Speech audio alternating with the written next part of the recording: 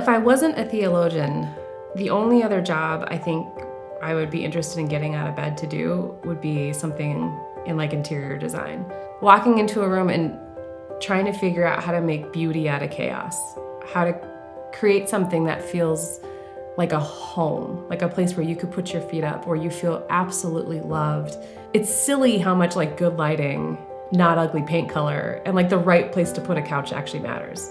I think we are built to appreciate and to be washed over with beauty. When you get to participate in the smallest ways, and maybe it's crafting a paragraph in my writing, right? Like as I write books, as I write articles, you're crafting something that you think holds, that's beautiful, the center can hold because it's beautiful enough. That is not, to me, all that dissimilar from like 2 hours of just shuffling really heavy furniture around until you find just the right kind of fit for things. My name is Dr. Lindsey Hankins. I teach in the School of Theology. I'm a theologian, and I'm also the director of the School of Theology here at George Fox. I had the opportunity to meet with this man named Robert Jensen, who is this rightfully so relatively famous scholar, Lutheran scholar, and he says that the way that you know you're serving and that you're learning about the real God is if he surprises you. He says, an idol, a dead God, never surprises.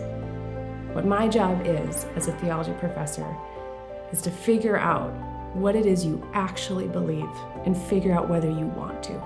Does it fit in this incredible story we have in Scripture?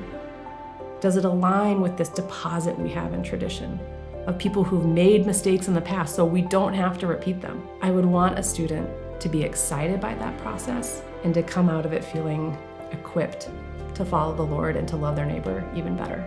I fundamentally think that theology, history, philosophy, that these are disciplines that you can't just, they're not spectator sports.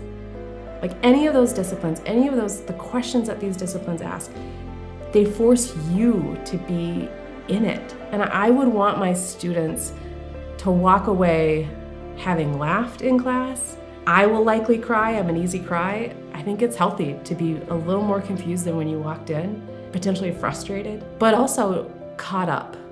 I would want them to feel like they had been a part of something bigger than they had expected, because I fundamentally think that good theology feels like an adventure.